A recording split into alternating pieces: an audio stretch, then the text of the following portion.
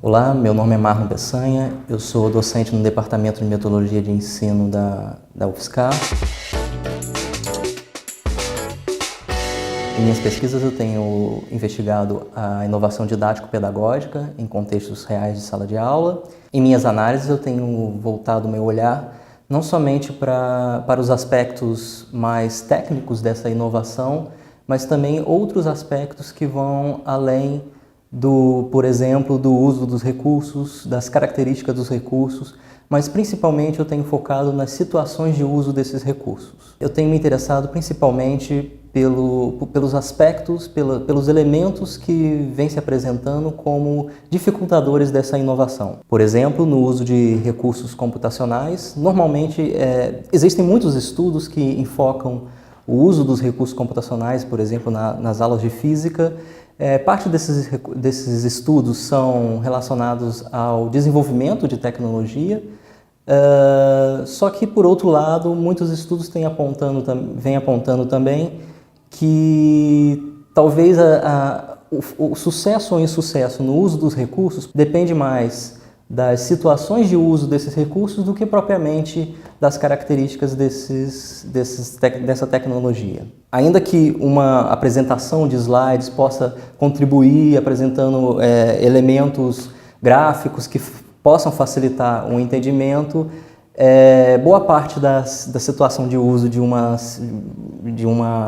apresentação de slides acaba se pautando mais em uma abordagem mais expositiva durante o processo ali em sala de aula. Eu tenho voltado o meu olhar para aspectos mais amplos do que propriamente as características da tecnologia, por exemplo, aspectos relacionados ao conteúdo específico que está sendo tratado, aspectos sociais envolvidos nas situações de uso, por exemplo, no uso de uma simulação computacional para representar um fenômeno que ocorre talvez no mundo microscópico. Existem diferentes aspectos epistemológicos envolvidos nessa construção desse conhecimento que está envolvido ali. Por exemplo, no ensino de física, envolvendo tópicos de física moderna e contemporânea, como elementos da estrutura da matéria, da física de partículas elementares e outros conteúdos específicos da física moderna e contemporânea envolvendo o microcosmos.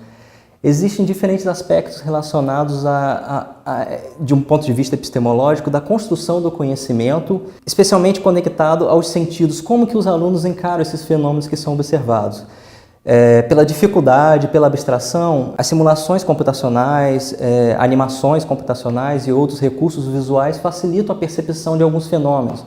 No entanto, a relação que o aluno tem com esse recurso tecnológico, esse recurso visual, inevitavelmente ele vai fazer relações, ele vai direcionar o olhar dele, a forma como ele vai construir esse conhecimento, ele vai empregar muito daquilo que está presente na experiência cotidiana dele. Em outras palavras, se ele tem uma experiência nas interações entre corpos macroscópicos, em que esses corpos no momento que interagem, no momento que colidem, tem um contato, né?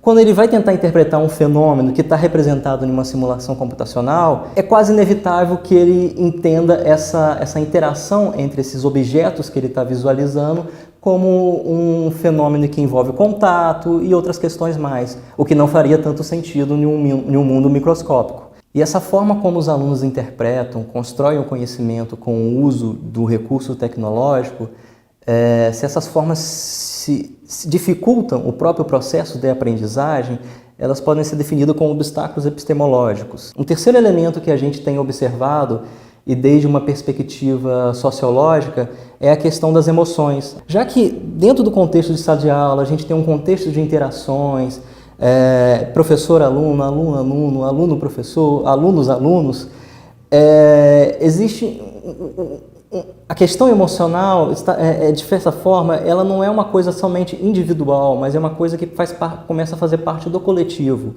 Por exemplo, qualquer situação que possa ocorrer durante a sala de aula, que seja interpretada como agradável, né, pode levar a emoções positivas que podem, inevitavelmente, atribuir um certo significado de sucesso, de facilidade ao entendimento àquele recurso tecnológico. E dentro desse cenário, a gente tem buscado investigar especificamente como que essas emoções têm permeado as situações de inovação didático-pedagógica.